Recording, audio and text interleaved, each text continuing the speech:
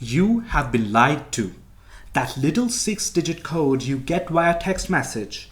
It might be the weakest link in your entire security chain, and the FBI just confirmed it. What if I told you that your two-factor authentication is actually a goldmine for hackers, governments, and big tech surveillance? This is not just about securing your email or login into your bank anymore. This is about your identity, your privacy, and whether or not your digital life still belongs to you. In this video, I will reveal how those innocent-looking text codes are actually being weaponized. You will discover how platforms trace your every move, how a hacker can hijack your voicemail at 3 a.m., and why your friends are helping surveillance companies spy on you without even knowing it. Stick around because I will also show you how to fight back with real tools, no-KYC phone numbers, and strategies that even the professionals use to stay invisible. But first, let's talk about the dangerous false sense of security sitting in your pocket right now. Two-factor authentication, or 2FA, was marketed as the ultimate safety net, a second layer of defense, and sure, it sounds secure. You get a code on your phone, type it in, and boom, you are protected. But here is the catch. Most platforms are not using SMS-based 2FA for your safety. They're using it to identify and track you. It is not about authentication, it is about attribution. Why else would your ride-sharing app need your number to verify your account? It is not a vault, it is a fingerprint. Companies hide behind KYC, know your customer regulations, which sound regulatory but really open the door to build-in marketing profiles, tracking behavior, and selling access to your identity. So while you think you're locking the door, they are installing a surveillance camera above it. Now let us separate myth from motive. Real security protects. Surveillance identifies. SMS-based 2FA sits in a gray area, offering just enough security to feel safe, but enough identification to compromise you. Once you attach a phone number to your online presence, your anonymity evaporates. You are no longer an avatar, you are traceable. SMS can be spoofed, rerouted, intercepted. You are giving away personal identifiers through a method designed decades ago. Built on Telecom infrastructure, never meant to withstand modern cyber attacks.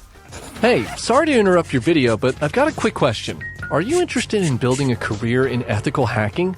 We've partnered with EC Council to bring you the Certified Ethical Hacker, or CEH Masterclass, and it's the perfect place to start.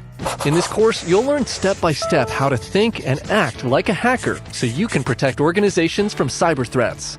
You'll gain hands-on experience with industry-standard hacking tools such as Nmap, Wireshark, Metasploit, Burp Suite, John the Ripper, Nikto, AirCrackNG, and many others. Master ethical hacking with AI-driven techniques to enhance your skills and always stay a step ahead. You'll explore techniques used in footprinting, scanning, enumeration, system hacking, malware analysis, sniffing, social engineering, and more. You'll also dive into advanced topics like web application attacks, wireless network security, cryptography, cloud security, and penetration testing methodology. Everything you need to pass the CEH certification exam and become a skilled ethical hacker. The CEH certification is a globally respected credential that validates your ability to identify and fix security vulnerabilities in networks and systems. It's ideal for anyone looking to become an ethical hacker, penetration tester, security analyst, or cybersecurity consultant. Cybersecurity is one of the fastest growing fields in tech, and ethical hackers are in huge demand. In fact, according to EC Council, the demand for ethical hackers has grown by over 40% in the past year alone, with penetration testing jobs being among the top 5 fastest growing roles in cybersecurity. Organizations across finance, healthcare, government, and tech are actively hiring CEH certified professionals to help defend against cyber threats. CEH certified professionals earn anywhere from $95,000 to $150,000 US per year, and experienced professionals with advanced skills can earn $160,000 to over $200,000 annually, according to Glassdoor, PayScale, and CyberSeek. If you're ready to launch a high-impact, high-paying career in cybersecurity, this course is for you. We placed a link to the CEH course in the description area of this video. Enroll today and take the first step toward becoming a certified ethical hacker. Now, back to the video. Let us go deeper. Pseudonymity was the heart of the early internet, a space where you could speak your mind, explore your identity, and challenge ideas without revealing your real name. But one phone number can destroy that entire shield. Platforms use context syncing and shadow profiling to identify you based on someone else's phone book. That person you met once at a party in 2017, if they still have your phone number and upload their contacts, you are now linked to them forever. And now Facebook, LinkedIn, and every ad tech company knows who you are, and even if you never told them, this erodes privacy, builds psychological profiles, and exposes people to stalking, harassment, or worse. Now, to be fair, there are places where using your real identity is unavoidable. Your bank, your government login, your healthcare portal. That is compliance, but the mistake? Using the same phone number across platforms that do not require it. A number becomes a digital breadcrumb, an identifier that connects your personal life to your online behavior. Think about it, if your food delivery app, your gym account, and your dating profile all use the same number, it only takes one leak to stitch your digital life together. Privacy is not just about what you share, it is about what can be inferred. And the leaks, they are happening constantly. Your number, once entered into any app, can make its way into vast databases, such as TransUnion. Data brokers purchase, scrape, and cross-reference these numbers with other data points, such as your Amazon orders, Spotify history, even your search behavior. That gym you signed up for with your number, it just gave Google another way to confirm your physical location habits and tie it to your Gmail account. You never approved that, but you also did not stop it, because the moment your number enters the system, it is no longer yours. But it gets more sinister. Big tech does not even need you to give up your number. They use your friends. It is called contact harvesting. WhatsApp, Instagram, LinkedIn, these platforms upload and sync address books to identify users via their social graph. You may have opted out, but your friend did not. And now you are tagged, identified, and categorized whether you consented or not. Platforms then create shadow profiles, invisible dossiers on people who have not even signed up, because enough metadata from others already paints a picture of you. You become a ghost in the machine, known but not visible, private but not protected. Let us pull back the curtain even further. SMS messages travel through PSTN, the public switched telephone network. This old school telecom infrastructure is tapped by programs like Prism and Call EA, allowing intelligence agencies to scoop up call logs, metadata, and even text content. That verification code you got from your bank, it might have just passed through surveillance systems. And in major breaches, attackers exploited telecom infrastructure to intercept OTPs, which in return helped them access user accounts while victims slept. Often it happens with the help from insiders. You are not just trusting an app, you are trusting an entire global network of telecom staff, hardware, and third-party vendors.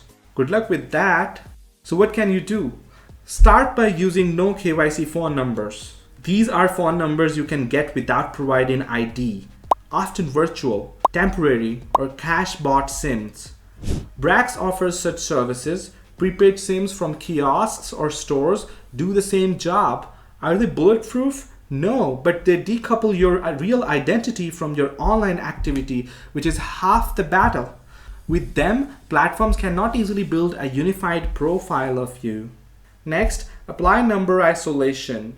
Use different numbers for different parts of your life. Your bank gets one, your grocery app gets another, your public identity like social media gets a third. Never sync contacts. Avoid recovery emails that connect across all accounts. The more fragmented your data, the harder it becomes for one leak to compromise your entire digital presence. And over time, phase out your main number entirely, especially from apps you no longer use or trust. What about friends and family? They are a weak link too. If they upload your real number into an app, it is game over. That is why you should give them a No-KYC number too. Set boundaries. Tell them use this number for messaging only. It creates a wall between your real-world identity and the version of you that tech platforms try to track. It is not a paranoia, it is digital hygiene. Of course, some apps will not play along. Google, Uber, Meta, they do not accept VOIP or virtual numbers. When that happens, you have got two options. Avoid the platform or use a burner SIM just long enough to register, then discard it. It is annoying, sure, but your privacy is worth more than a one-time hassle. And remember, some platforms do not deserve your trust if they refuse basic privacy tools. There are smarter 2FA alternatives too. Use passkeys. These are cryptographic and do not rely on SMS. Use authenticator apps like Authy or Google Authenticator, which generate OTP codes offline. These are safer, faster, and less vulnerable to interception. For ultimate security, get a hardware key like YubiKey or Google Titan. These tiny devices require physical access, and even if a hacker steals your password, they cannot get it without the key. It is like a deadbolt on your digital front door. Now let us address the elephant in the room. What if your number is already everywhere? Start with an audit.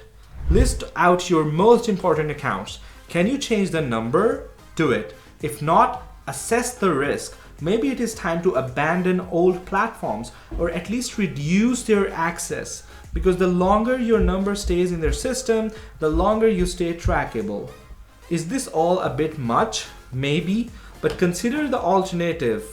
Getting locked out of accounts, having your identity stolen, seeing weird suggestions on Facebook from people you have never met but who somehow know you.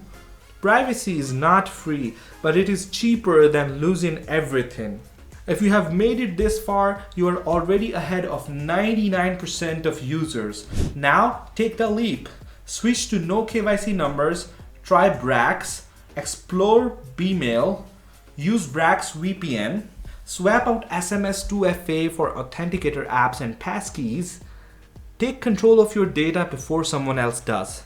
And if you want more deep dives like this, real privacy tips, not surface level fluff, hit that subscribe button and your digital freedom depends on it.